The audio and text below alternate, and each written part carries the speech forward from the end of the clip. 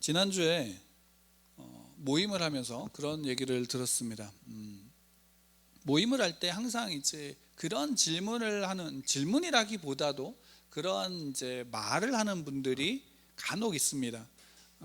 어떤 이야기냐면 그것은 목사님의 의견이죠 라는 것으로 말합니다. 그러니까 성경대로 살아야 합니다 라고 얘기할 때, 하나님의 말씀대로 살아야 됩니다, 성도답게 살아야 됩니다 라고 할 때 그 반론으로 그건 목사님의 의견입니다, 목사님이니까 그렇게 살 수 있지요, 또는 목사님이니까 그렇게 말씀할 수 있어요 라고 이야기하는 겁니다.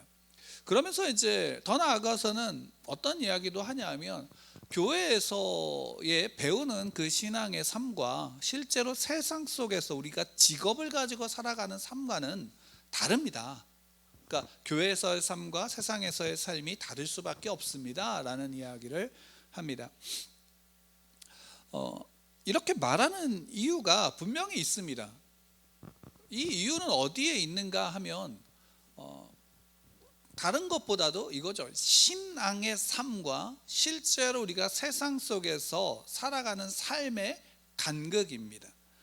그러니까 우리가 실제로 신앙대로 살아가서 성경에서 배우는 신앙대로 살아가는 그 삶의 삶, 그래서 우리가 정말로 이대로 살아야 됩니다 라고 말하는 것, 가득 배우는 것, 성경을 통해서 우리가 묵상하는 것들을 통해서 우리가 나아가서 살아가는 실제 현실 속에서의 삶에 부딪히는 문제와는 상당한 간극이 있죠.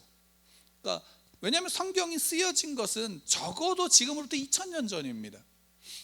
그러니까 성경이 쓰인 적어도 2000년 전이니까 그 시대에 살았던 사람들의 생활 방식을 토대로 해서 쓰여진 성경이 오늘날 살아가는 우리 현재를 살아가는 우리와는 상당한 삶의 문화적인 또 환경적인 공간적인 이런 차이가 있기 때문에 그대로 살아간다라는 부분에 대해서는 분명히 그 말이 맞기도 합니다.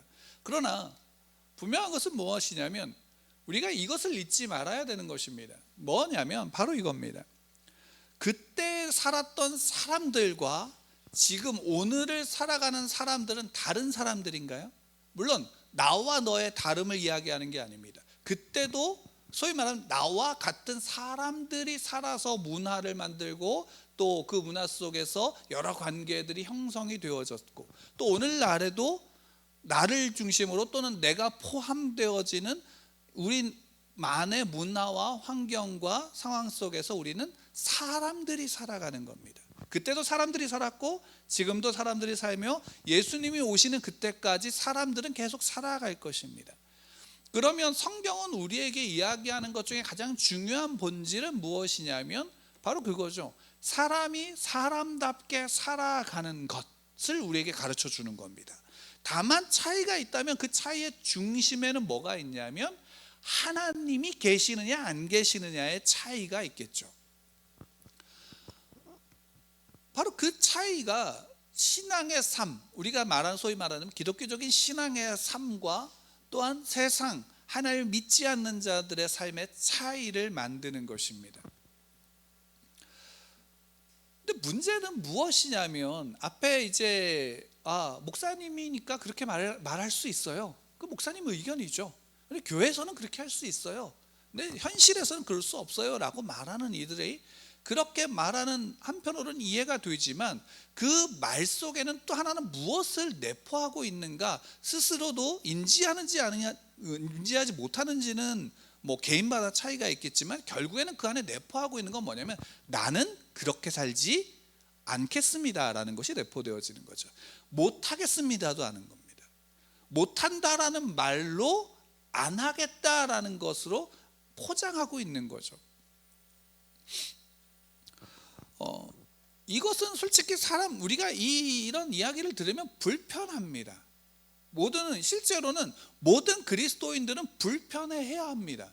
왜 이런 얘기를 불편해해야 하는가? 이유는 간단합니다. 실제로 우리는 성경대로 살아가지 못하고 있기 때문입니다. 나름 살아가려고 애를 쓰고 있지만 그대로 살아가는 사람들은 현실 속에서는 없습니다. 온전히 이대로 살아가신 유일한 한 분이 있다면 누구시냐면 예수 그리스도이십니다. 그럼에도 불구하고 성경은 우리에게 이것을 요구하죠. 또 그것은 과거로부터 현재, 미래도 마찬가지입니다. 성경은 우리에게 계속적으로 성도들에게 이것을 요구할 것입니다. 그리고 성도들은 언제나 이 요구 속에서 어떤 것을 경험하게 될 것이냐면 좌절을 경험하게 될 것입니다. 이렇게 얘기하면 상당히 비관적이지만 이 좌절을 경험한다라는 것이 우리가 실패했다라는 것을 뜻하지 않습니다. 왜냐하면 분명하게 4장 1절에 사도 베드로는 이 말로 이제 시작하고 있습니다. 계속해서 반복하고 있는 이야기이기도 하지만 1절 우리 다 같이 함께 1절 말씀 함께 읽겠습니다. 시작. 그리스도께서 이미 육체의 고난을 받으셨으니 너희도 같은 마음으로 갑옷을 삼으라. 이는 육체의 고난을 받는 자들은 그 죄를 그쳤음이라. 그러니까 이게 뭐냐면 그리스도께서 이미 육체의 고난을 받으셨으니 너희도 같은 마음으로 갑옷을 입으라라고 얘기하죠. 그러니까 이거는 뭘 전제로 하고 있냐면 3장에서 18절 이후에 그리스도께서 단번에 죄를 위하여 죽으사 의인으로서 불의한 자를 대신하셨으니 이는 우리를 하나님 앞으로 인도하려 하심이라. 육체로는 죽임을 당하고 영으로는 살리심을 받으셨으니 라는 것입니다. 그러니까 뭐냐면 예수 그리스도께서 고난을 받으시고 죽으심으로 말미암아 우리를 어디로 인도하셨어요? 하나님 앞으로 인도하셨다라는 사실입니다. 그러니까 우리가 좌절하지만 실패하지 않는다라는 모순이 여기에 있는 겁니다. 이미 그리스도께서 완성하신 온전함이 그 의가 우리에게 덧입혀졌기에 우리는 누구 앞으로 나갈 수 있는가? 하나님 앞으로 나아갈 수 있는 거죠. 그래서 그 상징이 지성소의 휘장이 예수님이 십자가에서 죽으신 그때 갈라졌다라는 것이 그 의미입니다. 왜? 지성소는 오직 거룩한 한 사람만 들어갈 수 있었죠. 대제사장 한 사람만 들어갈 수 있었던 곳인데 그것이 찢어졌음으로 말미암아 예수 그리스도가 그래서 우리에게 뭐가 되면 길이요 진리요 생명이 되어지고 그 생명으로 가는 문이 되어지시는 겁니다. 찢어진 그 휘장을 지나서 예수 그리스도라는 문을 지나서 가는 거예요. 놀라운 건 뭐냐? 그 문을 지나면 무엇이 이루어지는가? 우리가 그 예수 그리스도의 의로 덧입혀지는 것이죠. 이게 구약에서는 홍해를 통해서 이스라엘 백성들을 향해서 우리에게 보여주고 있는 것입니다. 홍해 사건이 바로 그것입니다. 홍해를 건널 때에 어떤 일이 벌어지는가요? 그것은 결국 뭐냐면 애굽과 단절되어지는 것을 뜻하는 겁니다.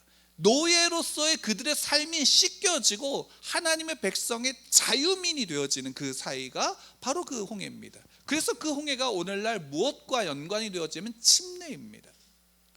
침례는 하나의 예식으로서가 아니라 그 예식 속에 무엇을 내포하냐면 내가 이제 육체로 살던 것, 여기서 육체라는 것은 우리가 가지고 있는 어떤 실제적인 물질적인 어떤 육체를 뜻하는 것이 아닙니다. 하나님 없이 살았던 죄를 말하는 겁니다.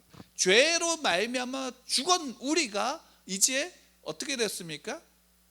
다시 살아났다라는 것을 뜻하는 것이 침례입니다. 그 안에서 그렇기 때문에 이제 뭐냐면 중요한 것은 그 안에서 우리는 좌절하지만 실패하지 않는 것이다라는 것이 여기에 있는 겁니다. 그러니까 우리는 우리의 삶 속에서 하나님 말씀 앞에 부딪히면 우리는 무엇을 경험해야 하는가? 좌절을 경험해야 함이 여기 있습니다. 좌절을 경험. 왜? 내가 그 안에 있는 말씀대로 살아가고 있지 못함. 내가 그 안에서 살아가고 있지 못하고 죄와 싸워서 늘 어떻게 하고 있는가? 지고 있는 나의 현실을 볼 필요가 있는 겁니다. 그럼 그것으로 끝나는가? 아니 우리는 이미 구원받았고 그리스도께서 온전한 의를 이루셨으면 그래 굳이 고생하면서 고민하면서 좌절을 경험할 필요가 있는가? 그냥 구원을 내로 살면 되지, 구원받았다고 믿고 그냥 살면 되지라고 하지만 성경은 그걸 우리에게 요구하지 않죠. 사도 베드로는 무엇을 요구하는가? 그 다음에 1절 우리 같이 읽었지만 거기에 하반절에 보면 분명히 이야기하는 게 뭐냐면 육체의 고난을 받은 자는 죄를 그쳤습니다. 이게 재밌는 표현이에요. 육체의 고난을 받은 자는 죄를 그쳤습니다. 여러분 지금 현재 늘 말씀드렸습니다. 베드로서를 우리가 함께 보면서 베드로가 지금 편지를 쓴 성도들의 현재는 어떠한 상황에 처해 있냐면 그들이 고난 가운데 있다라고 말씀을 드렸습니다. 그러니까 고난받는 성도들에게 쓴 편지입니다.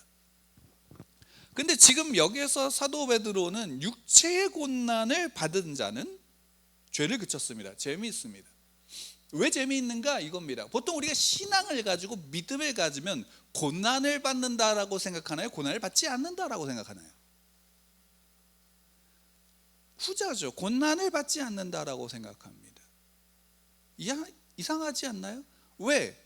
그래, 같은 말 갑오를 사무라. 근데 육체의 고난을 받는 자는 죄를 그쳤어. 그럼 육체의 고난을 우리는 쭉 받아야 된다라는 말인가요? 받지 않아야 된다는 얘기인가요? 요즘 육체의 고난을 받아야 한다라는 것을 뜻하는 겁니다. 아니, 지금 고난받고 있는 그리스도인들에게, 성도들에게 너희도 육체의 고난 계속 받아야 돼 라고 말한다면 어떤 의미일까요? 위로 다가오게 될까?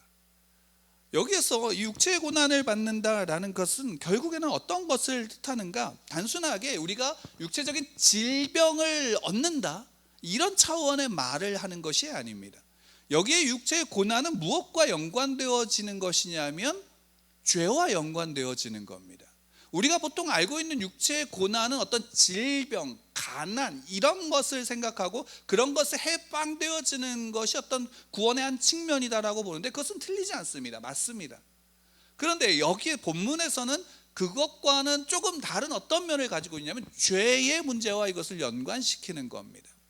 어떤 부분을 죄의 문제와 연관시키는 거냐면 바로 우리가 예수 그리스도를 내가 구주로 믿고 영접하여 하나님의 자녀가 되어지면 모든 그리스도인들은 다 어디에 부딪혀야 되냐면 주의 말씀 앞에 자기를 부딪혀야 합니다. 그 주의 말씀 앞에 자기를 부딪힐 때 그리스도인들은 이렇게 살아야 하는구나 라는 건 성경은 우리에게 계속 말씀해 주고 있고 가르쳐 주고 있는데 그 앞에서 우리는 무엇과 부딪히냐면 단순하게 착하게 살아야 된다, 단순하게 의롭게 살아야 된다, 저 사람은 좋은 사람이야 라는 말을 듣는 그런 것으로서 부딪힘이 아닙니다. 소위 말한다면 여러분 이거 먼저 우리가 좀 나누도록 하죠. 그리스도인이 된다고 해서 여러분들의 삶이 이전과 믿기 전과 믿은 다음의 삶이 무엇이 달라졌나요? 무엇이 달라졌나요? 저는 믿기 전에는 열심히 일을 했지만 믿은 다음에 일을 하지 않아도 되나요? 아니죠. 믿기 전에 지켰던 교통법규와 믿은 다음에 지키고 있는 교통법규는 다른가요? 다르지 않습니다. 내가 믿기 전에 나는 또 한 아이의 또는 한 아내의 남편인 나는 또는 반대로 한 남편의 아내인 나는 한 아이의 엄마인 나는 믿은 다음과 믿기 전의 그 삶의 차이가 무엇이 달라졌나요? 믿은 다음에 밥을 안 해도 되나요? 일을 안 해도 되는 건 아니죠. 똑같습니다. 우리가 조금 이제 생각해 봐야 되는 부분이 여기 있어요.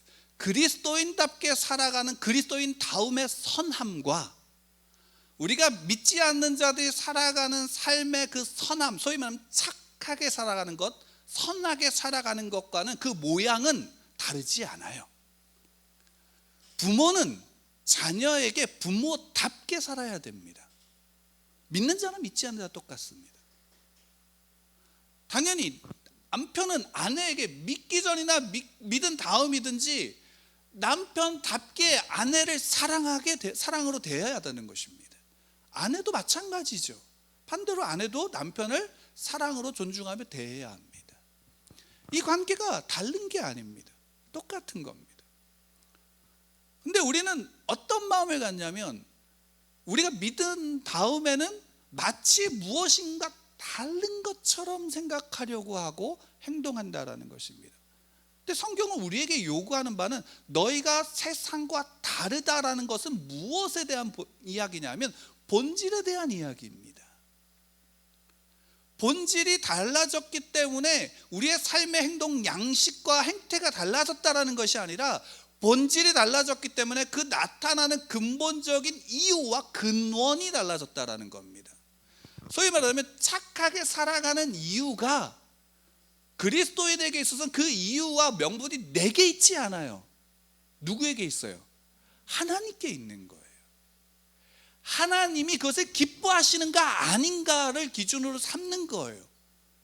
우리가 교통법규를 그리스도인들도 지켜야 되죠. 당연히 지켜야 됩니다.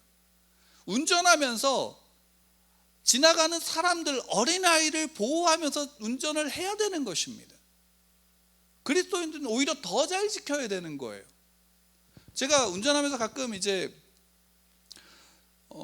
우리 한 집사님이 운전하실 때 옆에 타면서 이렇게 보게 되어진 것 중에 하나가 뭐냐면 아이들에 대해서는 굉장히 보호하시면서 운전하는 것을 보게 되어집니다. 그것은 아마 습관적으로 배워져 있는 부분들이실 거예요. 믿기 전에도 아마 그러셨을 겁니다. 그러니까 그 태도가 믿은 다음에도 동일하게 이어지고 있는 거예요. 예, 그런 겁니다.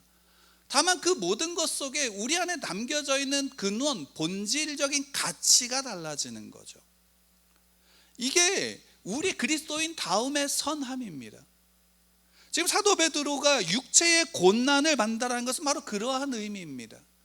우리가 서론에서 제가 말씀드렸다시피 목사님이니까 그렇게 얘기하실 수 있죠. 목사님의 의견이죠. 이 교회와 현실은 달라요 라고 말하는 그 이야기 속에서 이야기들은 결국 무엇을 뜻하는가요?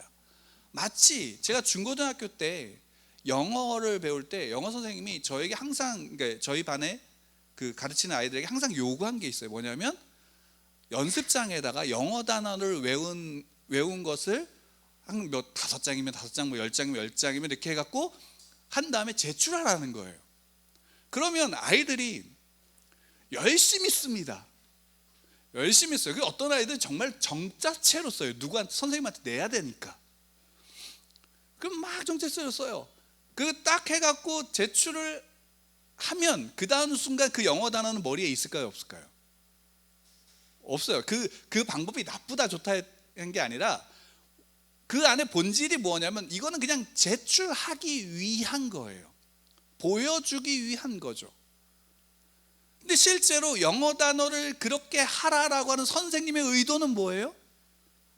암기하고 외워서 영어를 공부하라는 내용이죠. 그 차이, 그 갭은 어때요? 전혀 다른 겁니다. 마치 뭐냐면 하나님 앞에 우리의 신앙을 그와 같이 하는 거예요. 나 주일날 교회 나와서 예배했어. 나 성경을 큐티도 했어. 나 교회 나와서 봉사도 했어. 헌금도 했어. 나 교회 나와서 성경 공부도 했어.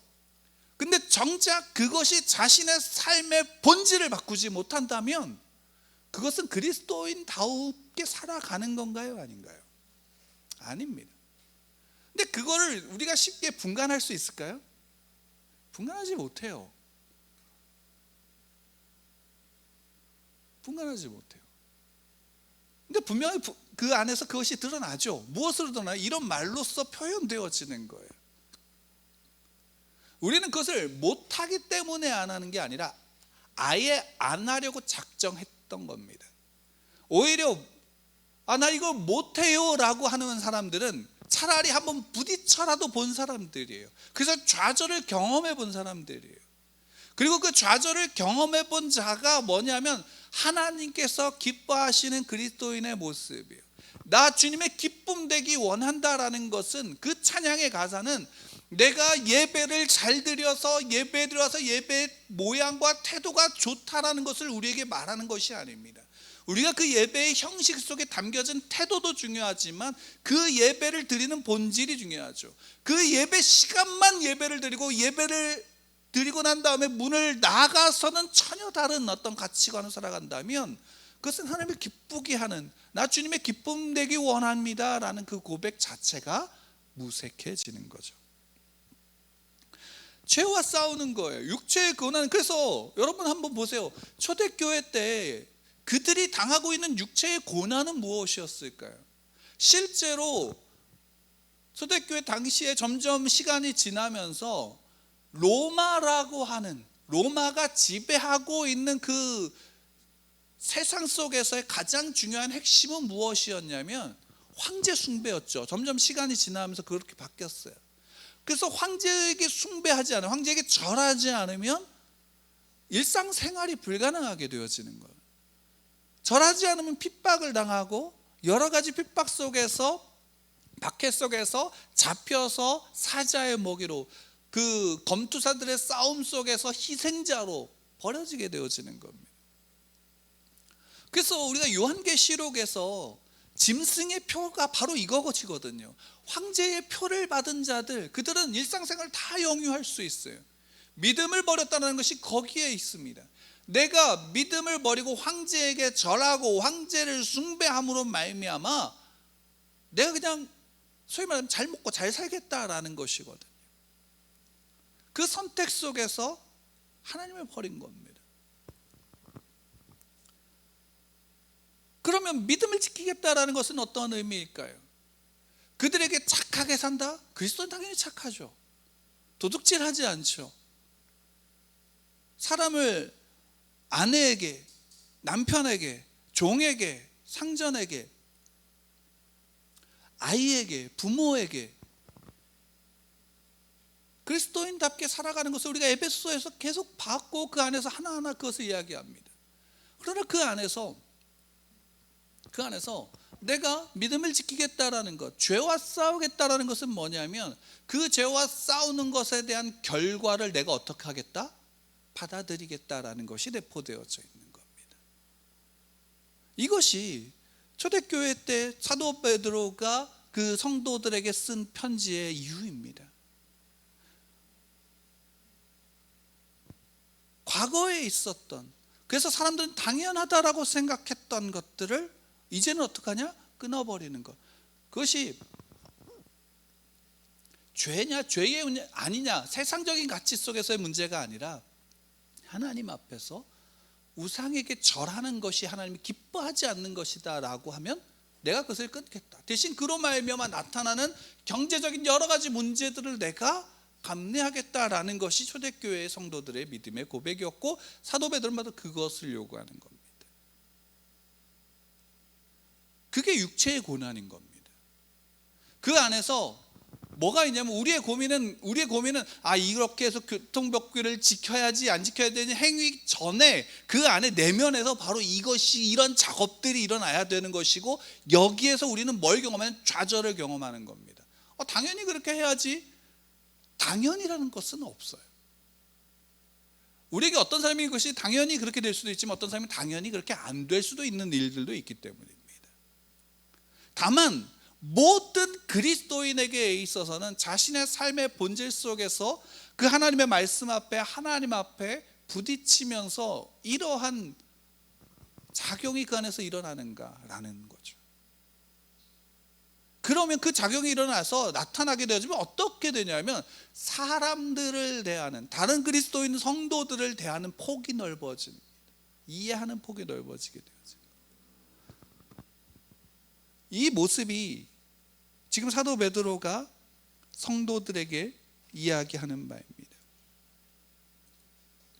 그래서 6절 말씀 함께 좀 같이 읽겠습니다. 시작. 이를 위하여 죽은 자들에게도 복음이 전파되었으니 이는 육체로는 사람의 심판을 받으나 영으로는 하나님을 따라 살게 하려 함이라.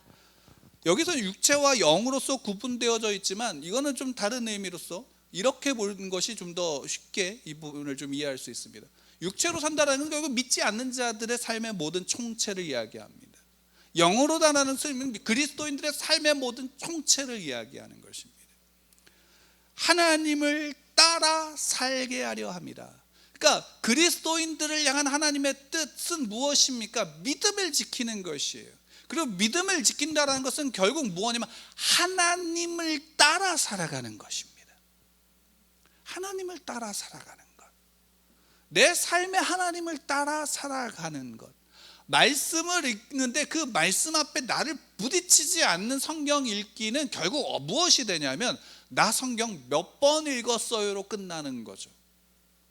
물론 성경을 많이 읽으면 읽을수록 그 앞에서 자기가 부딪히는 횟수가 많아지겠죠. 그러니까 당연히 많이 읽는 것이 좋습니다. 다만 백독한 백독한 것이, 성경을 백독한 것이 명함에 새겨져서 나 성경 백독한 사람이야 라는 것으로 자기를 증명한다면 그것은 잘못되어졌다라는 사실 또한 우리가 인지해야 된다는 겁니다.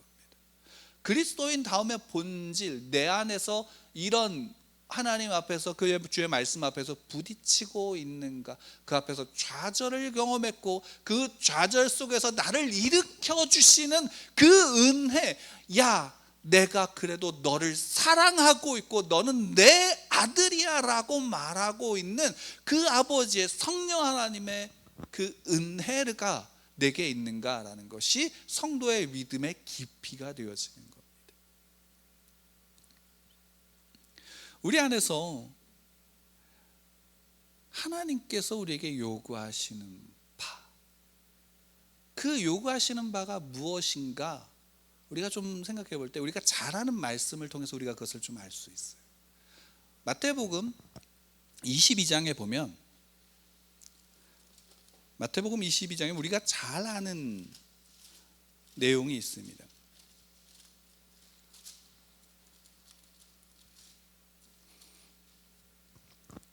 22장 34절 이하에 보면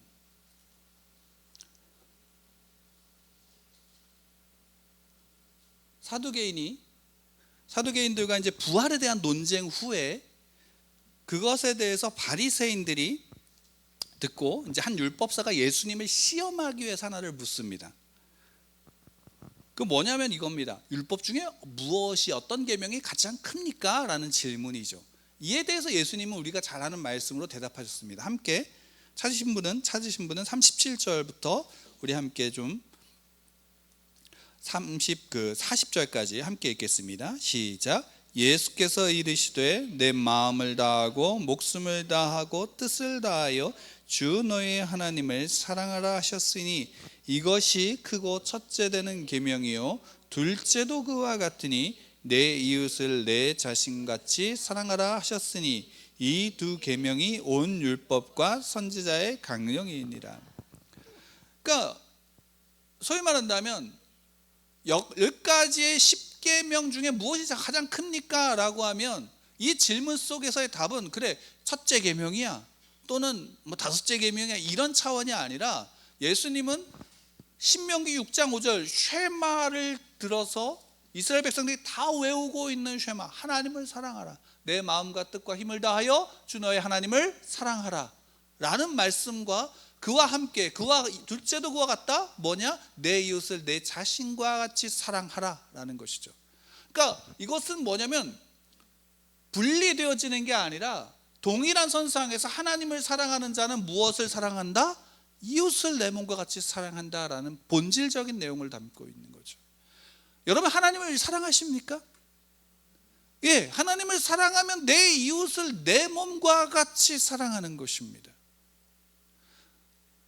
이것이 그리스도인 다음의 삶에, 그리고 그리스도인이 부딪혀야 되는 그 삶의 본질이 여기에 있습니다. 하나님을 사랑한다라고 말하는데 내 이웃을, 내 가족을, 나와 함께하는 사람들을 사랑하고 있는가라는 거죠.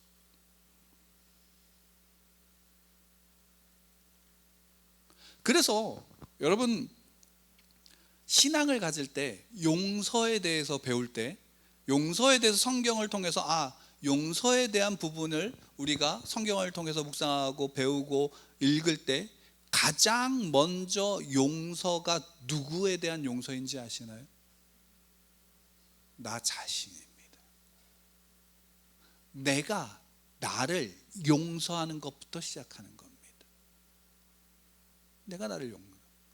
내가 나를 용납하는 것부터 시작하는 겁니다.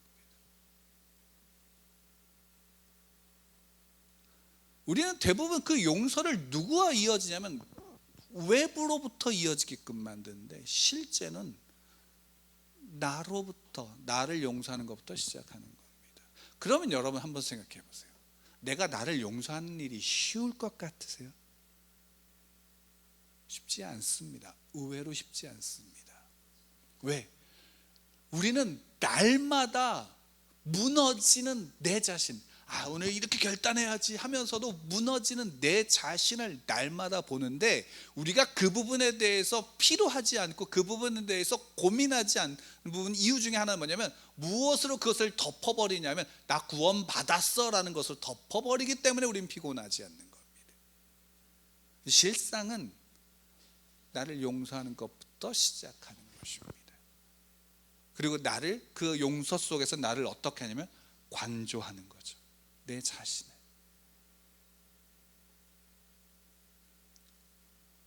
지금 사도 베드로가 고난받는 그리스도인들을 향해서 요구하는 그 편지의 내용이 여기 있습니다. 육체의 고난. 육체의 고난을 받는 자는 죄를 그친다라고 1절부터, 4장 1절부터 시작하고 있는 겁니다. 여러분, 육체의 고난을 받고 계신가요? 전에 한번 말씀을 드린 적이 있을 겁니다.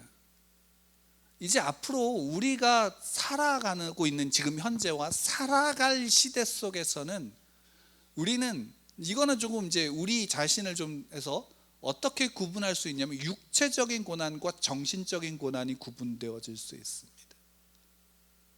왜? 점점 우리가 살아가는 본질이 희미해져가는 시대를 살아가고 있거든요. 얼마 전에 이제 그 컴퓨터를 만들고 뭐 이런 이제 회사에서 제품을 하나 소개했어요.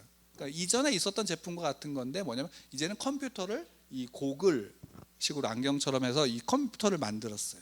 그러면 거기에는 뭐냐면 눈앞에 바로 내가 현실도 볼 수 있지만 가상 공간으로 아예 그걸 만들어 버릴 수도 있고, 그러면서 누군가 통화할 때 내 자신의 모습을 가상으로 투영해서 다른 사람들하고 페이스타임이나 이런 걸로 통화할 수 있는, 화상 통화를 할 수 있게끔 만들어주는 기계입니다. 그것을 가서 보고 시연해 본 사람도 굉장하다라고 얘기를 합니다. 여러 가지 단점도 있지만 굉장하다라고 얘기하죠. 그러면서 인공지능이 발달하면서 인공지능이 서로 대화하는, 지금 그 지경까지 왔죠. 좀 더 지나면 아마 사람과 대화하듯이 아마 나오게 될 겁니다. 그리고 그것이 아마 모든 이런 핸드폰에서 그것이 사용되어질 가능성이 높습니다. 지금도 우리는 그렇게 쓰고 있지만 더 친밀한 대화 속에서. 그래서 몇 년 전에 나왔던 영화 중에 실제로 그런 영화도 있어요. AI하고 대화하면서 사랑에 빠지는 겁니다. 근데 문제는 뭐냐면 AI 발전速이 너무 높아져서 나중에 사람이 따라갈 수가 없게 되어져. 뭐 그건 여담이기도 하지만 어쨌든 그런 세상입니다. 그러니까 사람의 본질 자체가 어떻게 하고 있냐요? 흔들려가는 시대 속에 있는 겁니다. 인간 다음에 본질 자체가 흔들려가는 시대 속에서 우리는 살아갈 것입니다. 더욱더 그 안에서 그리스도인 다음에 하나님의 사람 다음에 성경을 통해서 인간의 본질과 성도의 본질을 분명하게 세우지 않으면 우리는 더 혼란스러운 시대 속에 살아갈 수도 있습니다. 그래서 우리는 말씀 앞에 부딪혀야 하는 이유가 여기에 있습니다. 하나님의 말씀 앞에 자신을 부딪혀야 합니다. 이게 그리스도인입니다. 목사님이니까 그렇게 말씀할 수 있죠. 네, 목사니까 그렇게 얘기할 수 있어요. 근데 여러분 그거 아시나요? 목사도 성도여서 거기에 부딪혀야 되기 때문이에요. 목사가 그 말을 하는 이유는 거기에 있습니다. 목사라는 직업으로서, 직분으로서만 그 말을 한다? 아니에요. 거기에서 자기 자신도 부딪혀 봐야 하는 것이 목사입니다. 물론 환경적인 차이는 있겠죠. 목사라고 하는 직분 속에 담기는 환경적인 차이는 있을 수 있습니다. 그러나 사람이 살아가는 데 있어서의 차이는 없습니다. 그러니 우리는 이 질문 속에서 구분하지 마십시오. 성도로서 당연히 그것이 옳기 때문에 하십시오. 성경 앞에서 우리는 그것을 부딪혀야 됩니다. 성도로서 그것이 옳기 때문에 우리는 그렇게 해야 합니다. 성경이 우리에게 그것을 요구하고 있고 우리에게 말씀하고 있습니다. 여러분, 저희 장인 어른하고 함께, 아버지하고 함께 이야기하면서 그런 얘기를 했습니다. 여러분, 그리스도인의 가장 확실한 증거가 뭡니까? 이 말씀만 하고 우리 말씀을 마치도록 하겠습니다. 그리스도인다움, 그리스도인이라고 하는 그리스도인에게 있어서 가장 중요한 코어가 뭡니까? 그리스도인의 가장 중요한 코어, 믿음이죠. 믿음으로 우리는 예수 그리스도를 내가 믿음으로 고백하고 내가 예수 그리스도를 믿기 때문에 내가 그리스도인이 되는 겁니다. 그러면 우리는 무엇을 믿습니까? 예수 그리스도를 믿고 그분으로 말미암아 하나님을 믿습니다. 하나님이 그래서 나의 아버지 되신 것을 믿습니다. 그게 우리의 믿음이죠. 예, 그러면 우리의 믿음이 그러하다면 우리의 삶에서 가장 우선순위가 되어져야 되는 것은 무엇이냐면 하나님이 우리에게 주신 말씀이 되어져야 되는 것입니다. 그래서 말씀에 부딪혀야 되는 겁니다. 그 말씀 한 구절을 외우더라도, 아니 한 구절을 읽더라도 한 단어만이라도 그 앞에 내가 부딪혀야 되는 것입니다. 근데 읽다 보면 우리는 어떻게 되어지냐면 그것이 점점 더 늘어나게 되어져 있는 겁니다. 이게 그리스도인입니다. 성도는 그것이 옳습니다. 왜요? 내 믿음이 그것이기 때문입니다. 성도는 그것이 옳기 때문에 우리는 그래야 하는 것입니다. 목사와 성도를 구분하지 마십시오. 왜? 목사도 성도입니다.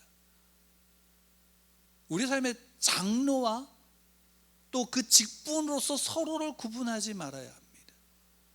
우리는 성도로서 그것이 옳기 때문에 그 앞에 함께 부딪히는 것입니다. 그리고 좌절하는 자가 있다면 옆에서 격려하십시오. 또 그 격려를 부정하지 마시고 받으십시오. 그러면 그 안에서 우리의 신앙은 점점 함께 나아가게 될 것입니다. 그래서 성경에서 신앙은 개인화시키지 않고 공동체화시키는 이유가 여기에 있습니다. 교회가 되는 이유가 여기 있는 겁니다. 혼자가 아니기 때문입니다. 우리의 믿음의 본질을 붙잡으시는 저와 여러분들 되기를 축원합니다.